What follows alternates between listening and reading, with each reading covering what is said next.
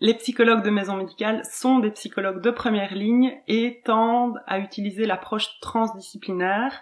Alors par première ligne, on entend vraiment une procédure qui permet de détecter de manière précoce la nature des difficultés des patients. Alors la nature de leurs difficultés peuvent être d'ordre psychiatrique, psychologique, psychosomatique ou alors due à des événements de vie difficiles. Et cette détection précoce permet une prise en charge plus adaptée, plus vite, et par conséquent limite l'aggravation possible des symptômes.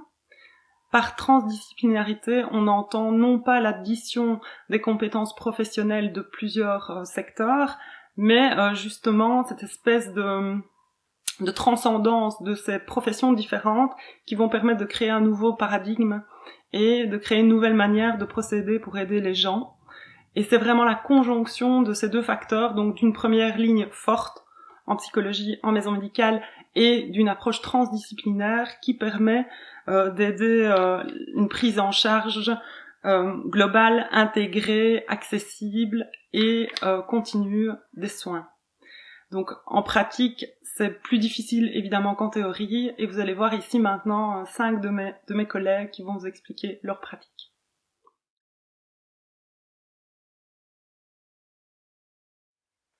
La porte ouverte, c'est la possibilité pour les collègues, qu'ils soient médecins, kinés, infirmiers, accueillants, assistants sociaux, même animatrices, de venir déposer des situations qui leur posent question ou qui les mettent en difficulté.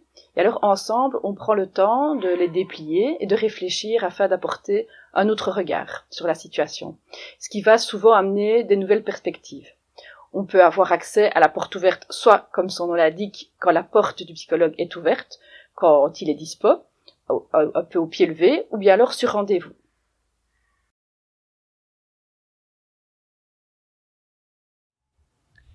Quand les soignants cherchent à venir frapper à notre porte de psy avec un cas patient complexe, nous ne sommes pas toujours disponibles 20-30 minutes.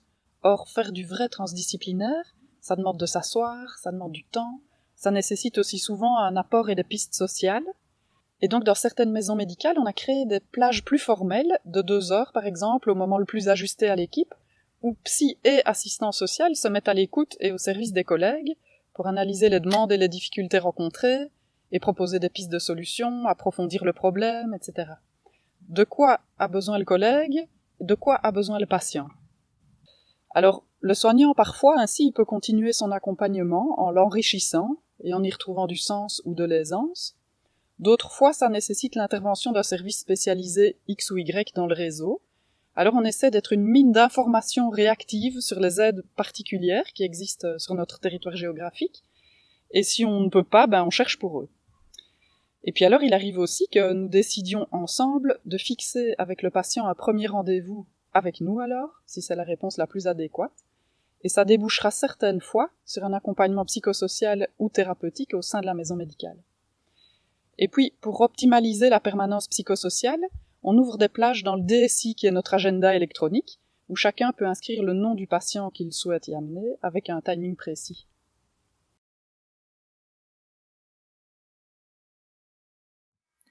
La réunion de concertation est une réunion autour d'un patient dont la situation nécessite une réflexion multitête.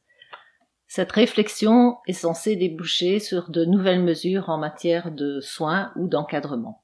Elle s'organise à la demande d'un ou plusieurs soignants, souvent lors d'une réunion d'équipe durant laquelle le cas a été abordé. Cette réunion se déroule soit à la maison médicale, soit au domicile du patient, soit dans le réseau. Y sont présents les intervenants de la maison médicale concernés par la situation, les travailleurs du réseau également concernés, le patient lui-même et parfois l'un ou l'autre membre de son entourage également impliqué dans les mesures à prendre. Pour donner un exemple d'une situation qui pourrait générer l'organisation d'une réunion de concertation, l'état général d'une personne atteinte d'un cancer s'aggrave et son entourage parvient difficilement à assurer les soins de manière optimale.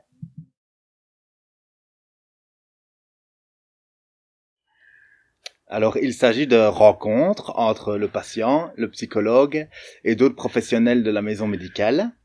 Et le but est vraiment de travailler ensemble des objectifs qui soient le plus adaptés possible aux besoins du patient et de ce qu'il vit actuellement. Ce sont des rencontres qui sont souvent très riches, puisque le but, c'est de permettre à chacun d'exprimer son point de vue, tout en prenant en compte le point de vue et l'éclairage de l'autre. Alors, je pense peut-être à une situation particulière, un exemple de consultation conjointe. C'est une patiente qui avait donc noué un lien très fort avec son médecin traitant depuis des années, et puis il a fallu changer de médecin traitant. C'était vraiment une étape difficile qu'en tant que psychologue, j'ai accompagné. Donc on a fait une consultation tous ensemble pour faire un relais et travailler très progressivement la relation de confiance. Ça a pris du temps, mais ça a vraiment été bénéfique.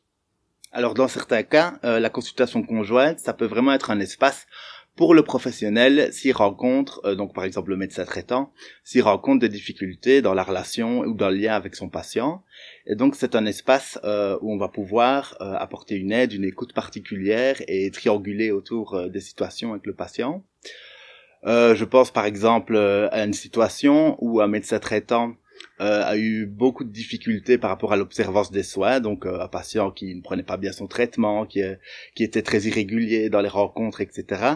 Et donc là, ça a pu être exprimé en consultation conjointe et on a vraiment pu retrouver ensemble une nouvelle manière de travailler et d'autres stratégies en tenant compte du point de vue de chacun pour l'observance des soins. Donc enfin, les consultations conjointes, elles peuvent permettre d'intervenir dans des situations de crise. Donc par exemple, un patient qui vivrait des difficultés particulières par rapport à une décompensation psychique ou bien à des étapes particulières de sa pathologie, etc. L'idée, c'est de discuter ensemble de cette situation et de trouver de nouvelles stratégies qui soient adaptées au vécu du patient en particulier et à la situation en maison médicale plus largement.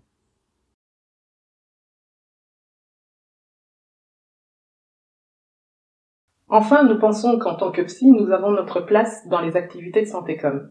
Nous pouvons, comme tout autre travailleur, y être présents en coordonnant, en animant, en participant aux ateliers, aux groupes de patients qui ont été pensés par le psy, l'animateur, le cercle de Santécom et même par les patients eux-mêmes.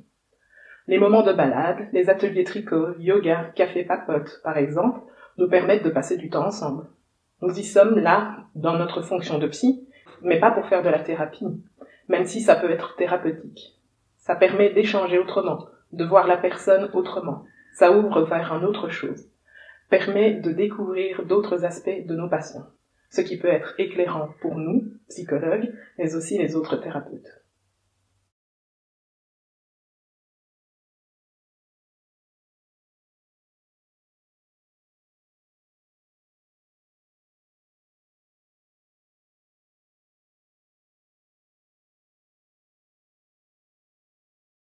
Dans la foulée de ces 3 années de travail, le groupe sectoriel des psychologues des maisons médicales de l'IGL travaille sur une formation autour des questions de la pluridisciplinarité et cette formation sera ouverte à tous les autres secteurs et toutes les autres disciplines.